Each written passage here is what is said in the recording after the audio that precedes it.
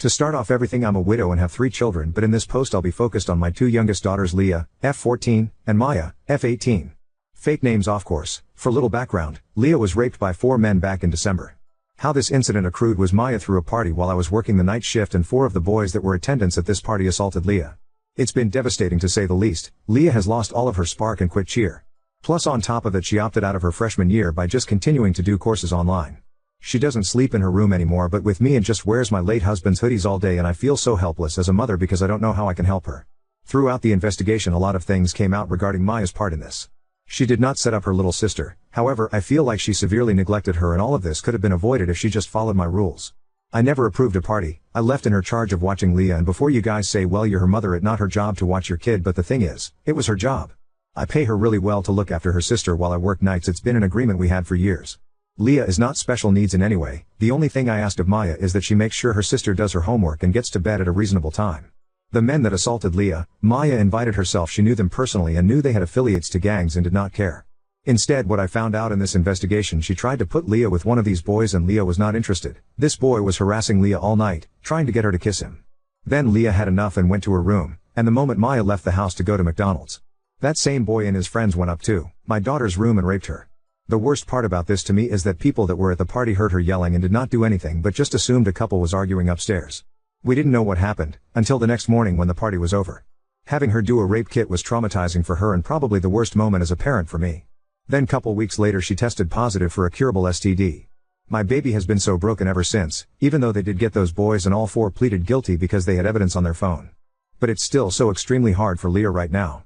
Maya on the other hand has been remorseful, and Leah has no animosity towards her and doesn't blame her, still loves her sister. But I don't know why for me I'm so angry at Maya, and I've been really trying to forgive her but I can't as of now. I can't even look at her without not wanting to lash out. Her prom is next weekend and I honestly couldn't care less. She tries to have conversations with me, but it's hard for me to show any interest in them.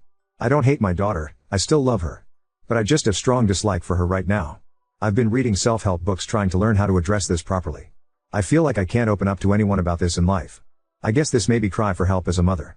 Edit. Thank you for all the feedback. The most repetitive question I'm seeing is if Maya still watches Leah? The answer is hell no. I don't trust her anymore and it might take years to get it back. I'm on a leave of absence currently. Also, Leah is not therapy as of right now. She expressed to me she's not ready for that. I think after the sentencing she might be open to it. Maya is also in therapy but skips a lot of appointments, and I'm in therapy too, and it's been helping me remain calm throughout this situation and not want to lash out at Maya.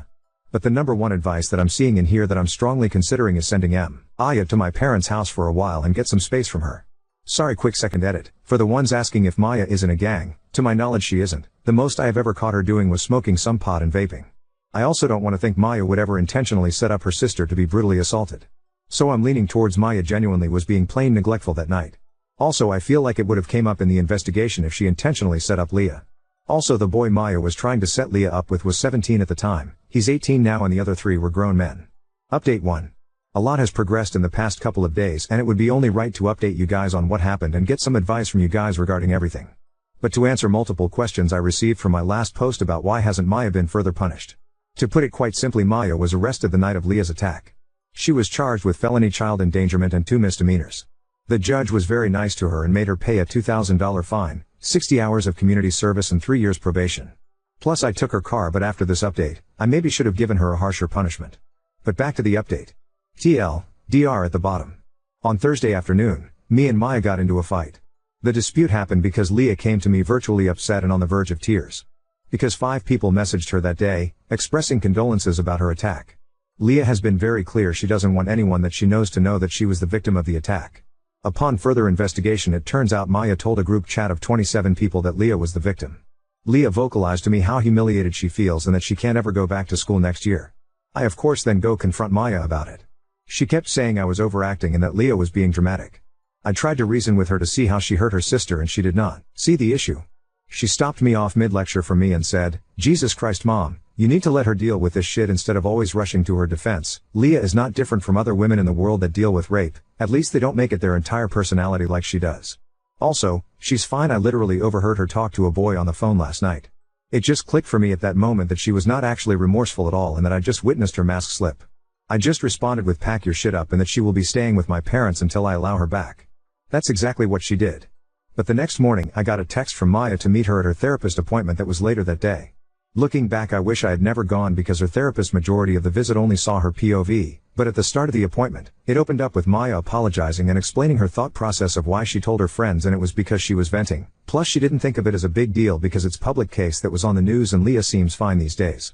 Leah is listed as a Jane Doe and not named nowhere, but I digress. We then get into the nitty-gritty of it all. Maya then tells me in front of the therapist that she feels emotionally neglected by me and that I never seemed to care about her trauma when it came to the situation.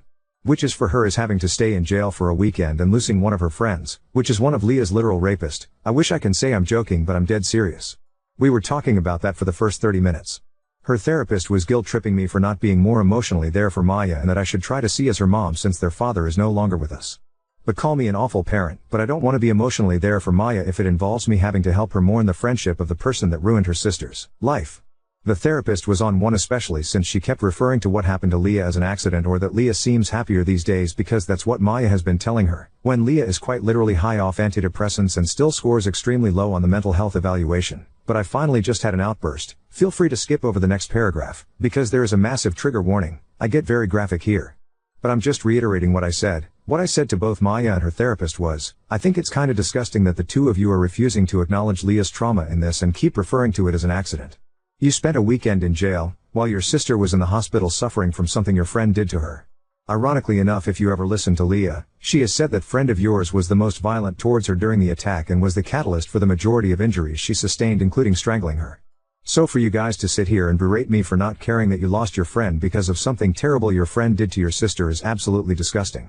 My biggest regret right now is helping you obtain a lawyer. I should have let you rot in that cell and let you figure it out yourself. Maya started sobbing in the office at this point and saying it wasn't fair that I blamed her for what happened to Leah. She told me the only thing she was trying to do was have Leah come out of her shell because she kept hovering next to her at the party. The therapist then interjects and asks Maya how did Leah respond to her when she apologized. Maya in such a defensive manner says, apologize for what? I didn't rape her. Even the therapist was shocked when she said that, and at that point, I heard enough and stood up, threw my hands up, and left. I haven't spoken to Maya since then, and this was Friday afternoon. Maya has been texting me and calling me begging to come home so she can apologize to both me and Leah. But I don't know at this point. I never thought I would be that parent that will have to go no contact with my daughter. But I don't know if I can stomach being around her. I can't trust her, and she's not remorseful whatsoever about what happened. A part of me wants to try to make it work for the sake of Leah because she asked yesterday if she ruined our family. And that broke my heart. Leah loves and looks up to Maya, and I don't think she can comprehend at this time that Maya also failed her. I'm just stuck, or tell me if I'm wrong for not understanding Maya. I'm sorry for the not so happy update. So I should say what happened that morning at this point. I come home at 8:30ish am from work and my house was trashed and a couple of Maya's friends were still there.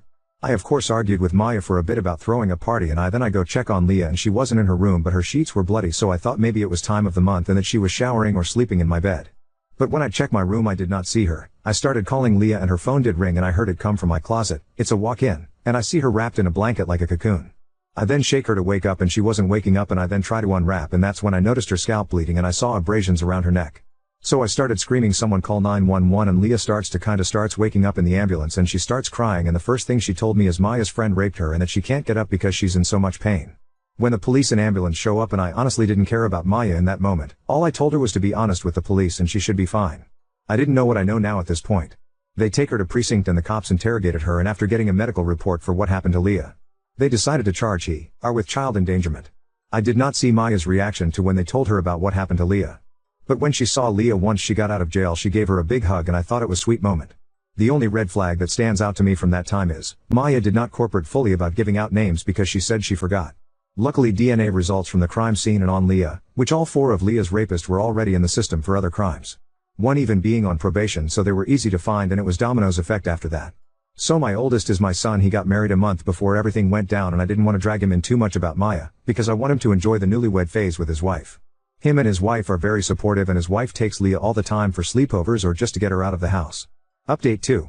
I know I'm probably not alone with dealing with this, but my daughter, F14, has been so extremely depressed, rightfully so. She went through 2 traumatic events in the span of 4 years at her young age.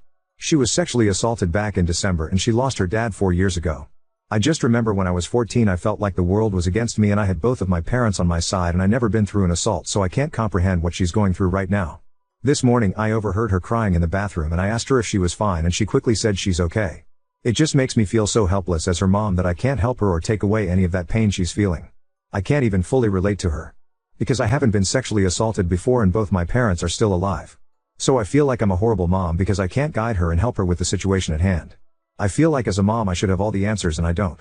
I just know in her head every time I try to comfort her she thinks, what is this woman talking about? Because I feel like I don't know what I'm talking about 99% of the time.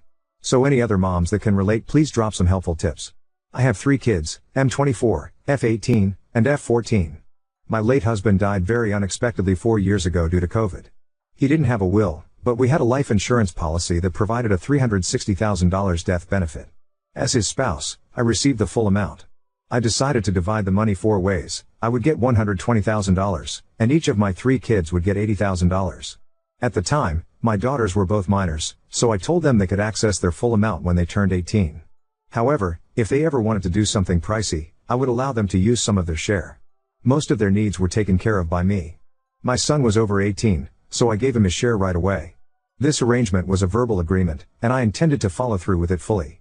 Recently, however, my middle daughter, we will call her Maya, was arrested in December for child endangerment because she severely neglected her little sister, leading to something awful happening under her care. She had to use some of her $80,000 to pay for lawyer and court fees, which left her with about $65,000. Fast forward to today, and my youngest daughter is still struggling significantly. During her checkups, she scores very low on mental health evaluations and is on a high dosage of antidepressants. She often jokes that if she were to tell us or the doctors how she truly feels, she would be put in a psych ward. Maya no longer lives with us as I felt her presence was doing more harm than good to her sister. She's staying with my parents for now but has been begging me to give her the money I promised after she graduated. I've been hesitant to do so. My sister, who is familiar with the situation, believes Maya doesn't deserve the money and that I should use it to stay home longer with my youngest, who will be alone during the day once I return to work soon. With my youngest declining mental health and school being out, I'm very worried about her. Maya is about to go off to college, and I know most of the money would go toward that. However, I'm still very angry with Maya for the pain she caused her sister. I'm having a hard time making this decision. Update 3. My daughter Leah, F14, has been having a tough time with the aftermath of her rape last December. This past week has been particularly the worst for us. It started last Tuesday when a sheriff and another official visited our home. They informed us that one of Leah's rapists, the one who filmed the assault, had shared the video within a group, and now it's circulating on parts of the dark web. The video was filmed in Leah's room. It contained identifiable objects that revealed where she went to school. I was devastated upon hearing this news. Leah's reaction surprised me. She didn't cry or show much emotion. Instead, she simply shrugged and said, "I figured," before just sitting there in silence. The officials reassured us that it's uncommon for perpetrators to surface in such cases, but they felt obligated to inform us for safety reasons. After they left, Leah resumed acting as if nothing had happened, almost overly cheerful. I attempted to discuss it with her several times, but she avoided the topic. This behavior persisted throughout the week until she unexpectedly revealed that she had written a victim impact statement and wanted to read it herself in court, rather than allowing the prosecutor to do so. She felt that since there was no trial, only the charges against the rapist were known, not the details of what she endured. Her statement is a detailed account of that horrific night, but she has yet to read it to me in its entirety because she breaks down in tears every time she tries. That moment was the only time I saw her express emotion all week, until Saturday night. That evening, Leah appeared unusually cheerful again and mentioned going to bed early around 8 p.m. I didn't think much of it until I received a call from one of Leah's closest friends' mother. She was concerned because Leah's last message to her daughter was a note expressing love and asking her to check on her. I rushed to Leah's room and found she had attempted to overdose on ZQuil. As a nurse, I knew she would recover, but seeing her wake up in the hospital was heartbreaking. She screamed, "Why couldn't you just let me die? I want to die, Mom. I'm tired of feeling their hands on me. I want it to stop. Please let me die." They had to sedate her to calm her down. Following this, Leah was placed under a 72-hour psychiatric hold and subsequently transferred to a mental health facility with peers her age. The staff recommended extending her stay beyond the initial hold, but Leah has been struggling, especially with a male staff member, possibly a psychiatrist, who she says is asking invasive questions about her sexuality, causing discomfort. Staff members informed me she isn't participating in group activities and appears standoffish. They even proposed restricting her ability to contact me as a consequence, though I requested they hold off on implementing such measures. I'm uncertain if the current inpatient setting is suitable, given Leah's apparent difficulty adjusting. Her plea for her to die continues to haunt me. It's a thought I can't shake. Leah's best friend shared additional details Leah had kept from me. There's a hurtful rumor circulating that Leah let a train be ran on her, leading to her involving the police out of embarrassment. Children can be so incredibly cruel. As far as my other daughter Maya, F18, I haven't spoken to her in 2 weeks. But I did recently discover why Leah feels indebted to her. 2 years ago, I found inappropriate messages on Leah's phone between her and Maya's ex-boyfriend. He expressed love for Leah, and also compared her to Maya. He told her she was way prettier than Maya and he liked she was her virgin. When I told Maya, she was furious and broke up with him, but she believed Leah had betrayed her by engaging with her boyfriend. Even though Leah was 12 at the time and her boyfriend was 17. Maya still avoided Leah for 3 months afterward, and despite Leah's efforts to apologize, Maya still holds a grudge. Leah blames herself for damaging their relationship because of this incident. I'm sharing this to get this off my chest. I've kept these struggles within our family to protect my daughters. I'm exhausted, constantly dealing with new challenges, and unsure how to mend them. Now, I find myself in the difficult position of deciding whether Leah is mentally prepared to speak at her rapist's sentencing. I fear she'll resent me for this decision, but I question if she's in a stable enough state to handle a potential traumatic event. Because these boys actually have character witnesses. Update 4. So I talked to Leah further about what the psych said to her make her uncomfortable. She told me when I left they made her sit down with him one-on-one. To basically debrief why she was there and what's causing her to have these thoughts, and she opened up to him and told her about the rape. However, he asked her if this was her only sexual experience and she told him yes. But he kept questioning her like he didn't believe it was her only experience and saying to her that he won't tell me if it wasn't, that she can say it, and she kept having tell him no, that was her only experience. Then he asked about her sexuality, if she's still attracted to men, and she just told him that she doesn't think about relationships right now. She just said that she felt weird about him asking a lot of questions about her sex life. When it was just those two alone in a room with the door closed. I'm not gonna accuse the psych of being a creep, because maybe he was simply doing his job, but I feel like he should have known to have a female staff ask her those questions. Or just have a woman present. He had have seen her chart before he say, and her. Now on to second story. Realized my girlfriend sees me as an ATM when she guilt-tripped me for money just to cover her haircut deposit. My girlfriend, 32F, and I, 38 male, have been together for 2 years. I lost my job about 3 months into our relationship. During this time, she really came through for me and helped out a lot. I did not have a car, so she would help me deliver orders on DoorDash and Grubhub so I could pay my bills. She also covered the difference out of her pocket if I was running short. To say I'm grateful to her is an understatement. I finally found a new job 2 months ago. I'm saving up for a car, so she's been letting me borrow hers. She accrued some debt while I was out of a job and I have repaid about half of that. However, now I'm worried that she's starting to only want me for my money. We got into an argument over the weekend because she called to ask me if she could borrow some money to get a haircut. Apparently she is running short due to an expected home repair cost, but already paid the hairdresser a deposit that she would have to forfeit if she rescheduled it. I had a long day at work and was exhausted, both mentally and physically. So when I noticed that my phone was ringing, I was really excited to see her name. But after I answered, she immediately asked me for money. I felt crushed because she did it without even asking how my day was first. I told her that I guess I understand what my new role is in her life now, and she threw a huge fit about it. She claims that she gave me her everything for 1.5 years just to keep a roof over my head, and that she's accrued debt from when I wasn't working, so I shouldn't be so opposed to doing her a favor. I recently bought her car a new set of tires and got the brake pads replaced, as well as gave her some money to repay the debts with. I also have paid for the car payment and insurance since I started working because I have it at my place more than she does while I save to buy my own. So it's not like I don't contribute to her expenses already. She keeps guilt-tripping me because a haircut is a small ask considering everything I've done for you, which feels very controlling. Now she won't talk to me and I'm scared that she's going to break up with me without even hearing me out. I hated taking her money when I was jobless and that I have to use her car now. I didn't want to do it in the first place. Anytime I needed her to pay for something, it was because it was an important expense like my rent or power. So the way she is asking for something unnecessary like a haircut just feels like a slap in the face.